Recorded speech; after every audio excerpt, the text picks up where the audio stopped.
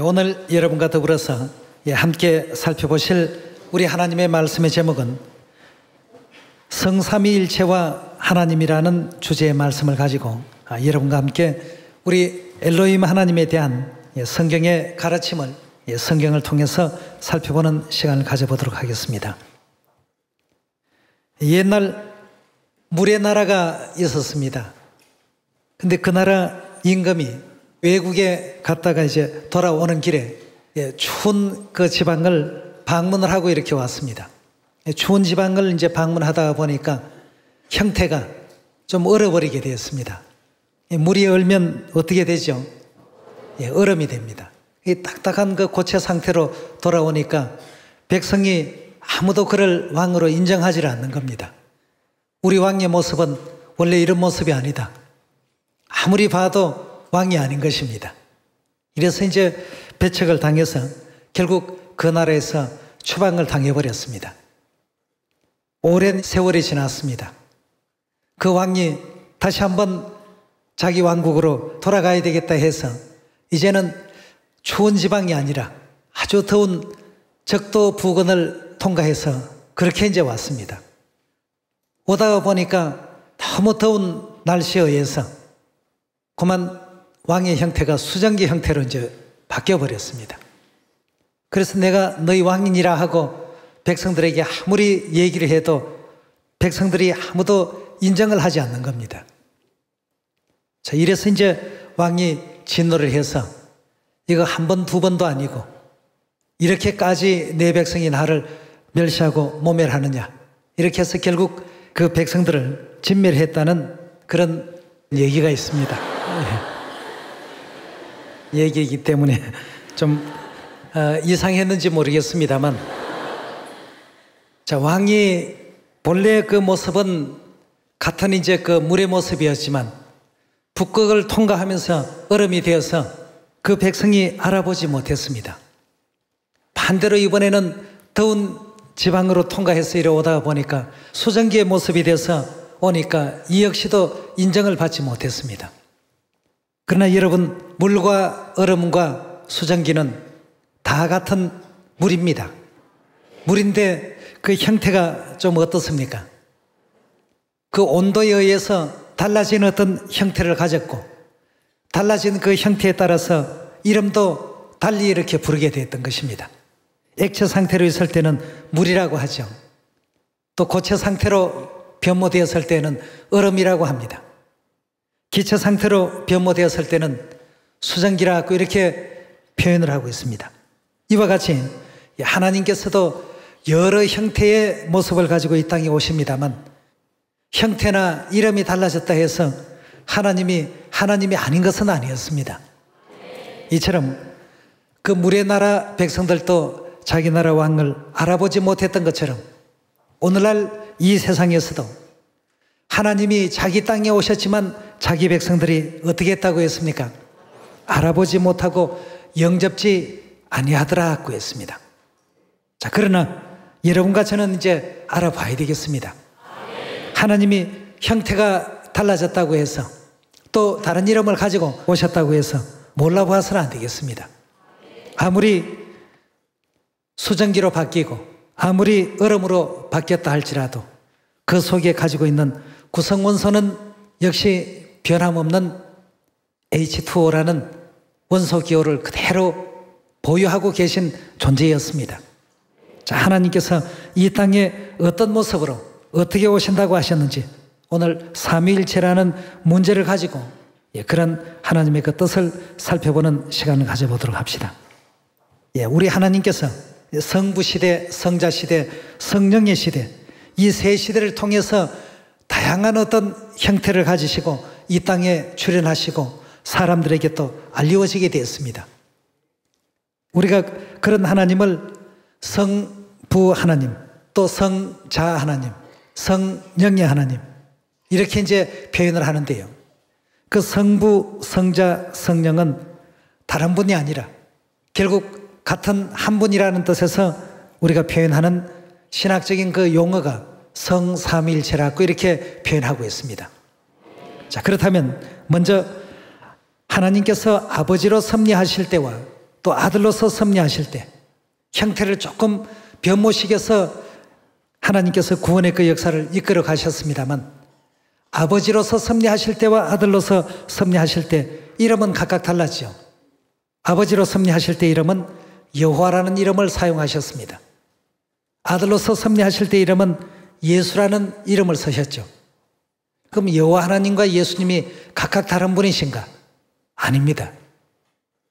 마치 물과 얼음이 같은 물인 것처럼 여호와 하나님과 예수님은 다른 분이 아니시라 같은 동일한 한 분 하나님이십니다.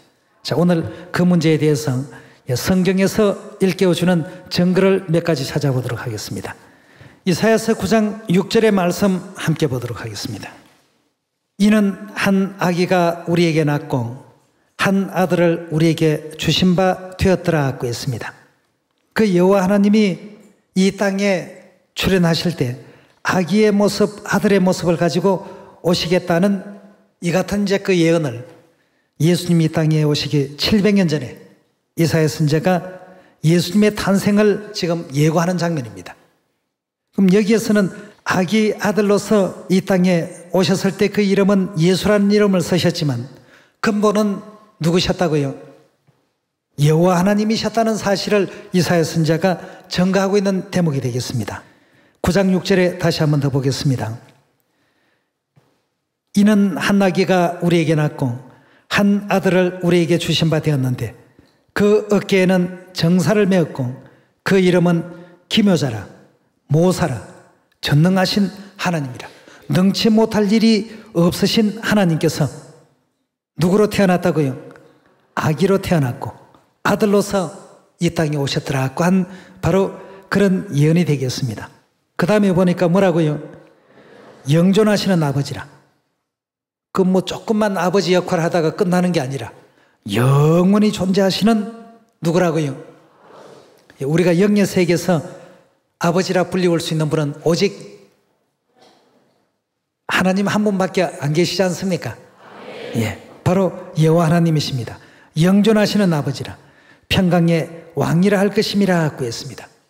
그러면 여기 아기, 아들 이런 모습으로 오신 이 하나님께서는 어디에 오시도록 되어 있느냐 하면 이사야 9장 1절부터 복음의 사역과 활동에 관계된 내용을 한번 보도록 합시다.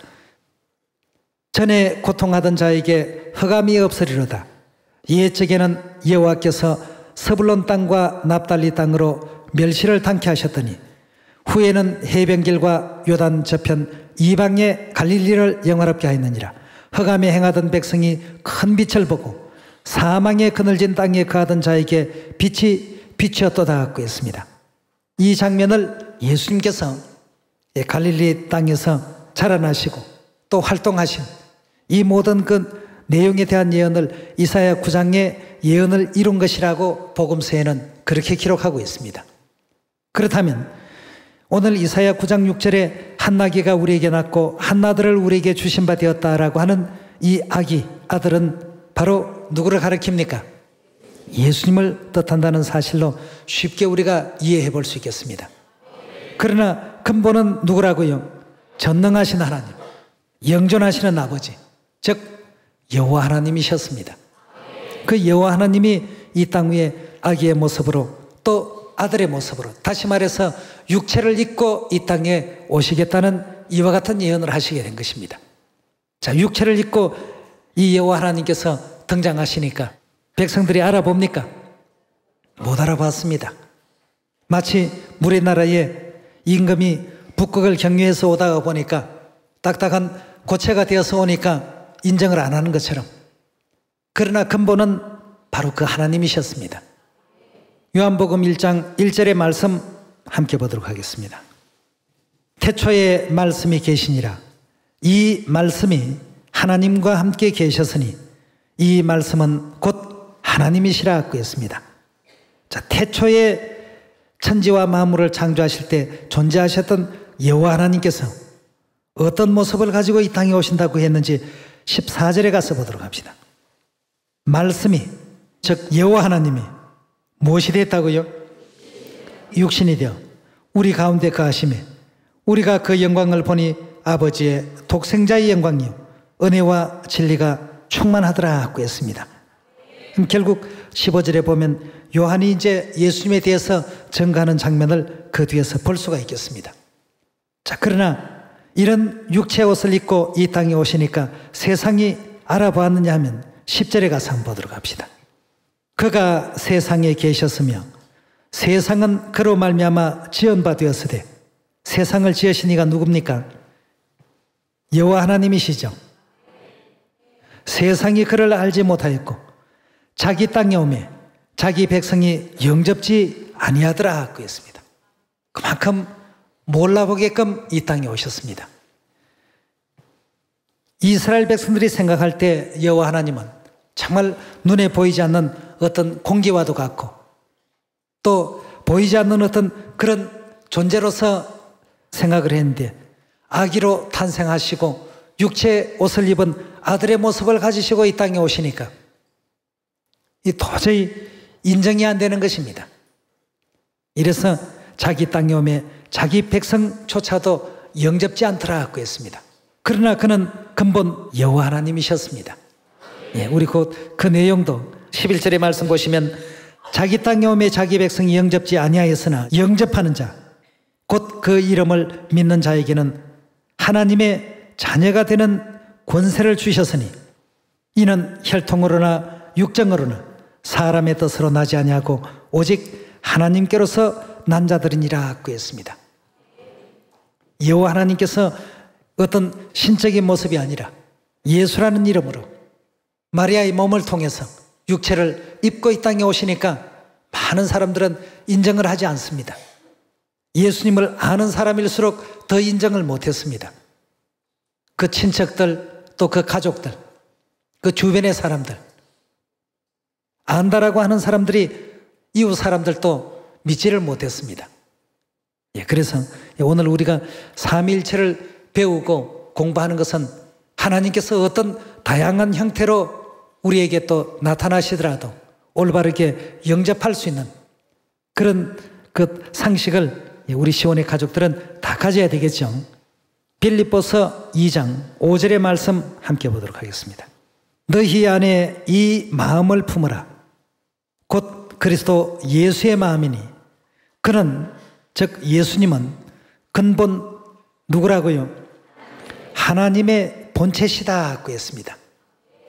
예수님은 하나님의 본체시나 하나님과 동등됨을 취할 것으로 여기지 아니하시고 오히려 자기를 비어 종의 형체를 가져 사람들과 같이 되었고 사람의 모양으로 나타나셨음에 자기를 낮추시고 죽기까지 복종하셨으니 곧 십자가에 죽으심이라고 했습니다.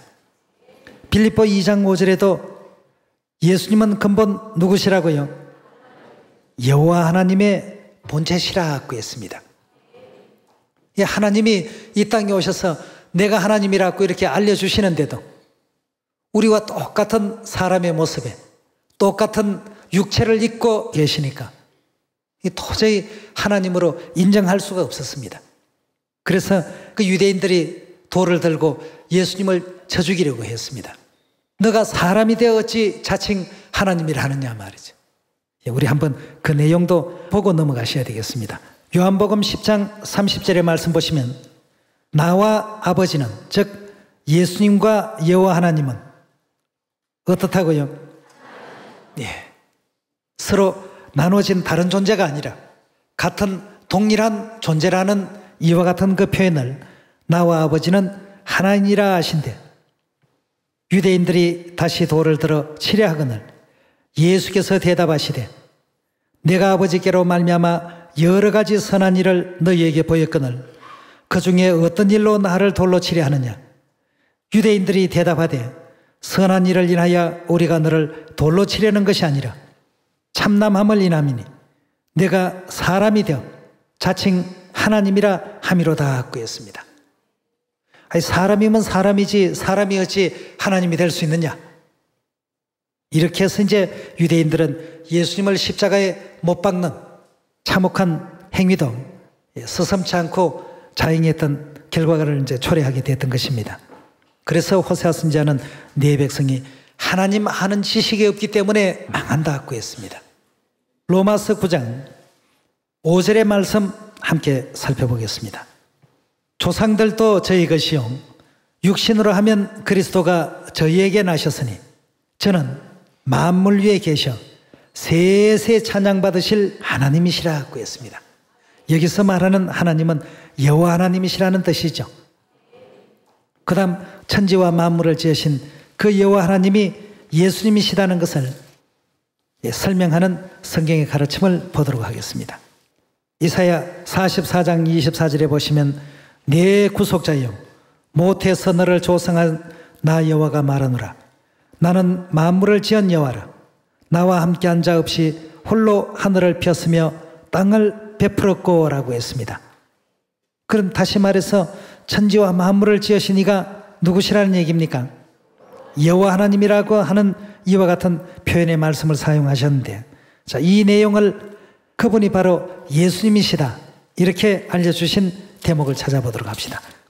골로새 1장 16절의 말씀 보시면 만물이 그에게서 창조되되, 여기서 말하는 그는 예수님을 뜻합니다.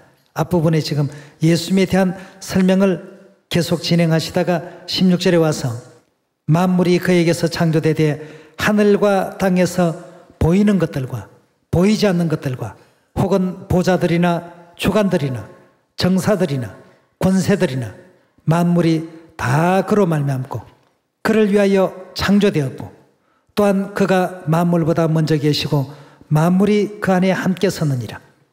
그는 몸인 교회의 머리라.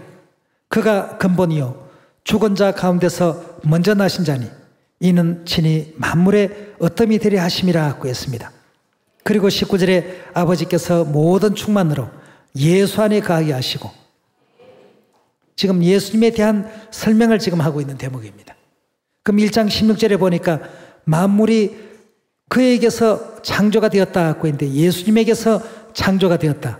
또 이사야 44장에는 여호와 하나님에 의해서 창조되었다. 다 동일한 가르침이 되겠습니다. 이런 내용을 통해서 여호와 하나님과 예수님이 다른 분이 아니라 동일한 한 분이라는 사실을 우리가 확인할 수 있겠죠. 마치 물의 나라 임금이 북극을 지나서 나라로 이제 들어오다가 보니까 얼음의 형태는 바뀌었지만 바로 그 물의 나라 왕임금만큼은 틀림없는 이치와 같은 것입니다. 형태가 바뀌어서 얼음이라는 이름으로 바뀌었고 형태와 모양도 조금은 달라졌지만 그분이 가지고 있었던 그 구성원소는 H2O라는 이와 같은 그 사실을 확인할 수가 있는 것입니다. 골로새서 1장 16절의 말씀과 같이 만물은 그에게서 창조되었다. 이사야 44장에 그가 홀로 천지 만물을 창조했다. 이 두 내용을 통해서 보면 예수님과 여호와 하나님이 다른 분이라고 한다면 이사야 44장에서 홀로라는 표현을 사용할 수가 없었겠죠. 그래서 여호와 하나님과 예수님은 다른 분이 아니라 동일한 한 분이라는 사실을 우리가 확인할 수가 있습니다. 또 덧붙여서 골로새서는 누구에 의해서 기록되었죠? 사도 바울이 기록했는데 사도 바울은 가마리엘 교법사 밑에서 성경에 대한 것은 아주 정통적으로 배웠습니다.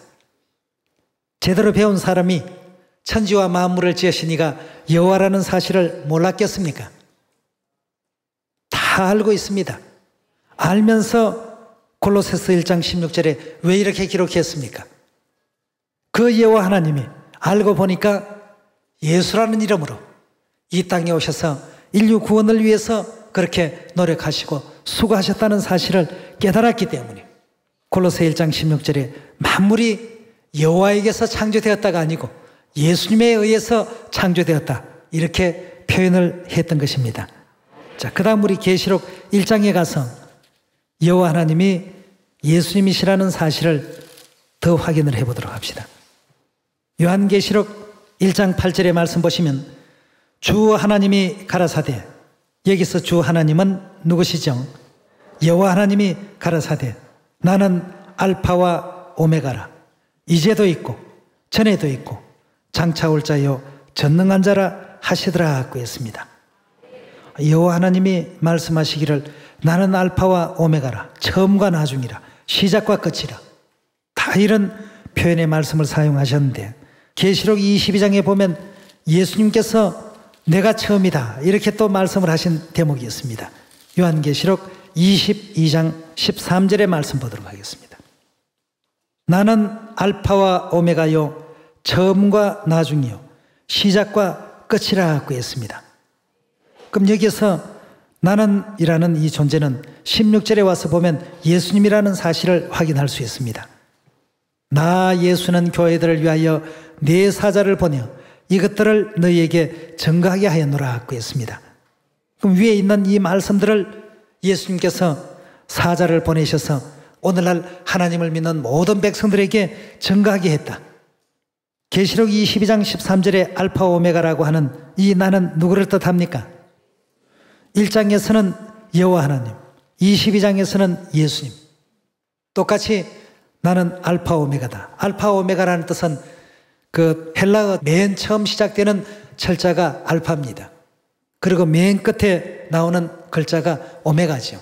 만약에 오늘날 모든 그 삼위일체를 부인하고 부정하는 그런 교회에서 말하기를 여호와 하나님과 예수님은 각각 다른 분이라고 한다면 여호와 하나님도 나는 최초다, 예수님도 나는 최초다, 그렇다면 이 성경은 거짓말이 되어버리고 마는 것입니다.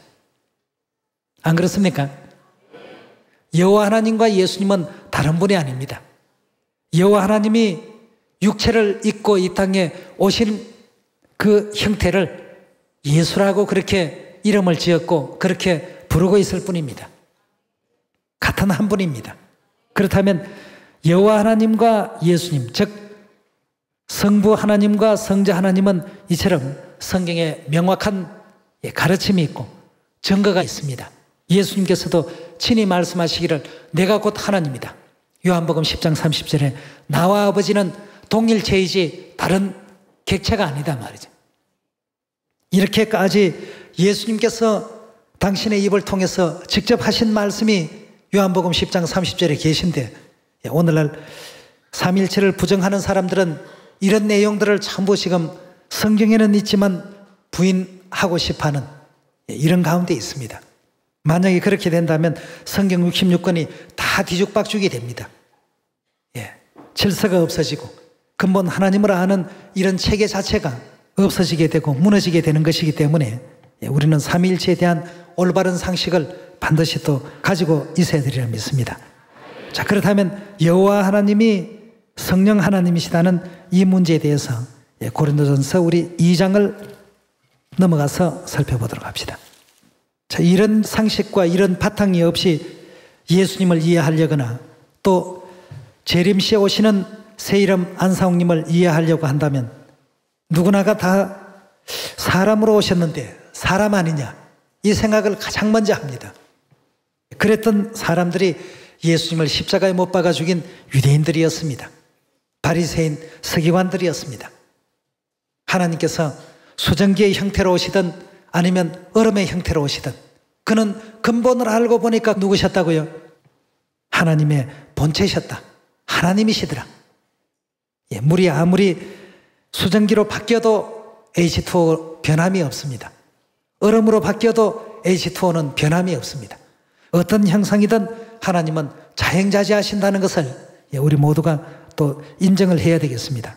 고린도전서 2장 11절을 보면서 여호와 하나님과 성령 하나님이 다른 분이 아니라 같은 동일한 한 분이시다는 것을 확인해 보도록 하겠습니다. 사람의 사정을 사람의 속에 있는 영 외에는 누가 알리요? 이와 같이 하나님의 사정도 하나님의 영 외에는 아무도 알지 못한다고 했습니다. 사람의 속에 있는 사정은 자기 영 외에는 아무도 알 수 없는 것처럼 하나님의 사정도 하나님의 영이 아니고서는 알 수가 없다고 했습니다. 여기서 말하는 하나님은 여호와 하나님을 뜻하죠. 여호와 외에는 아무도 알지 못한다고 했는데 10절로 한번 옮겨보도록 하겠습니다. 오직 하나님이 성령으로 이것을 우리에게 보이셨으니 성령은 모든 것 곧 하나님의 깊은 것이라도 통달하시느니라 했습니다. 다시 말해서 성령은 하나님의 속 사정을 모든 것을 다 아신다는 얘기가 되겠습니다. 그럼 결국 성령은 누구의 영이라는 뜻입니까? 하나님의 영이라는 뜻이 되겠습니다. 다시 말하면 성령 하나님과 또 성부 하나님, 여호와 하나님은 다른 객체가 아니라 같은 동일한 한 분이시라는 사실을 고린도전서 2장 10절과 11절 두 절만 통해서 확인하더라도 얼마든지 거기에 대한 답을 우리가 확인할 수 있는 내용이 되겠습니다.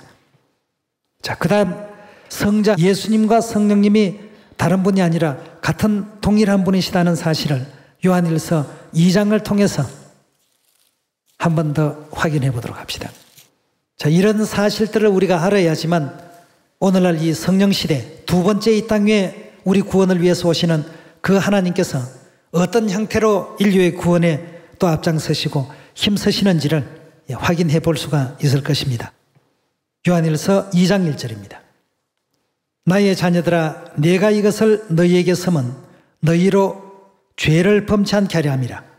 만일 누가 죄를 범하면 아버지 앞에서 우리에게 대언자가 있으니 곧 의로우신 예수 그리스도시라고 했습니다.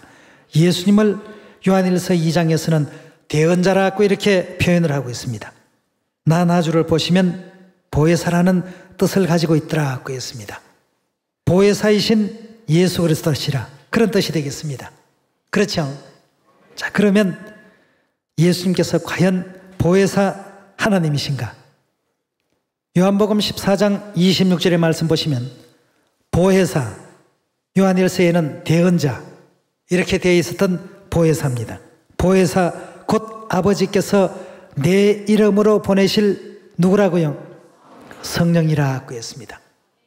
다시 말하면 성령 하나님은 결국 성자 하나님 예수님과 다른 분이 아니라 같은 동일체라는 사실을 확인할 수가 있겠습니다.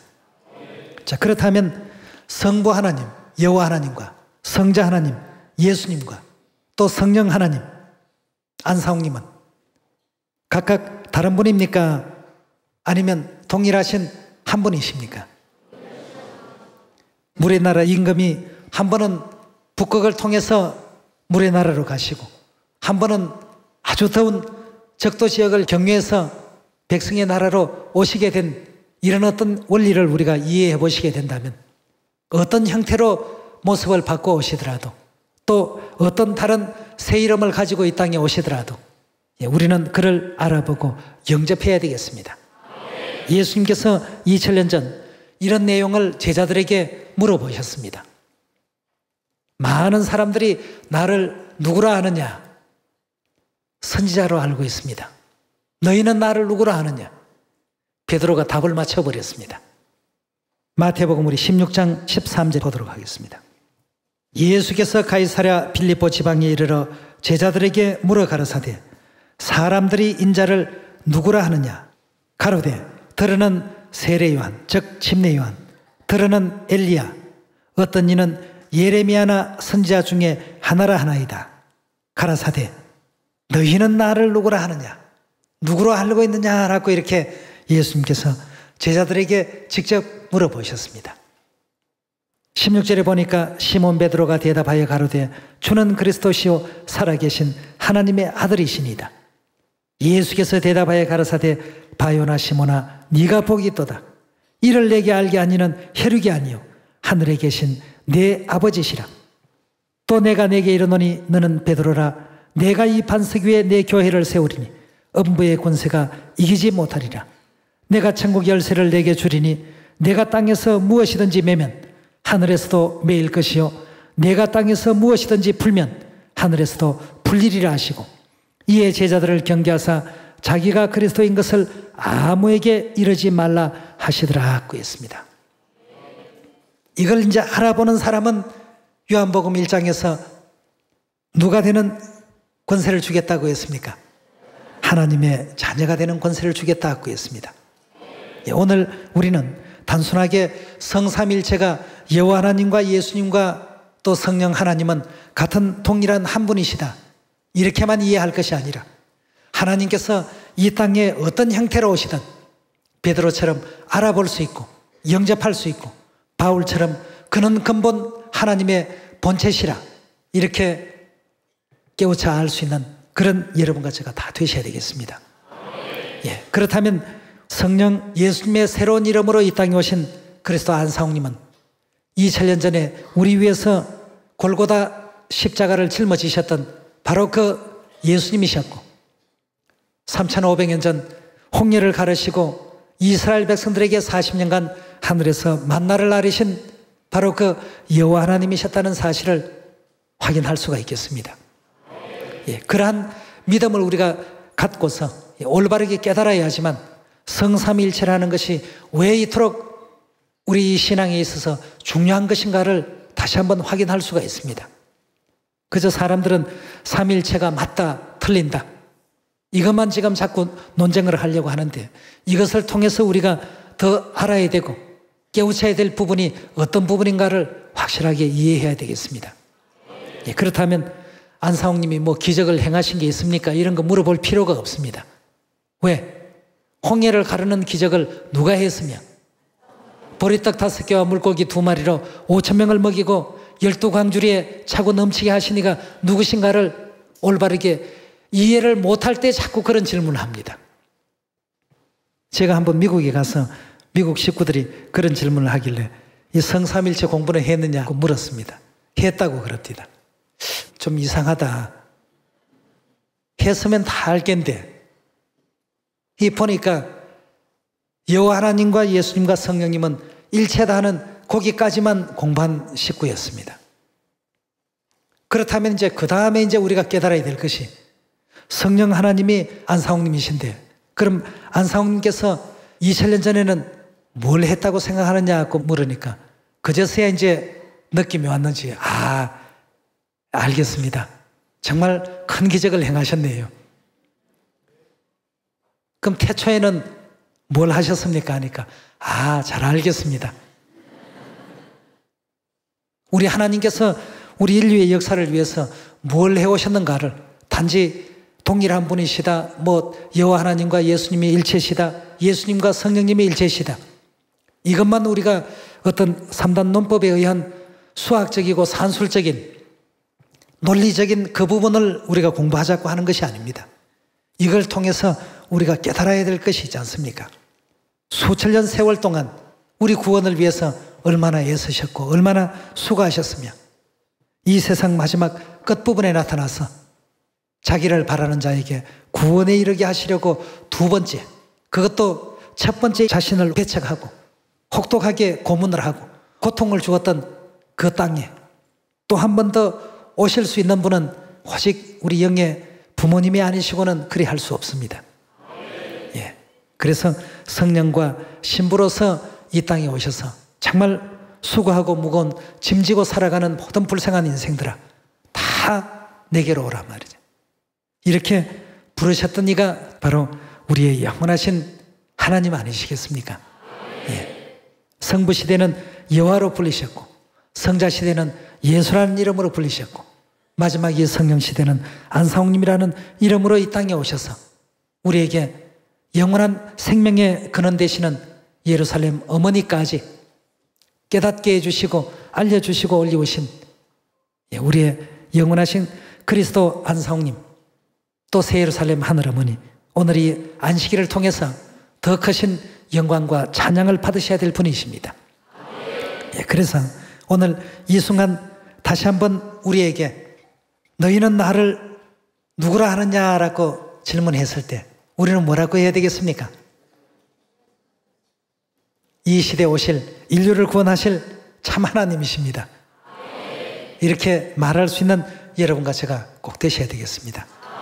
오늘 여러분과 더불어서 성삼일체와 하나님에 대해서 함께 살펴봤습니다. 이 말씀에 은혜 있길 바라면서 말씀 마칩니다. 감사합니다.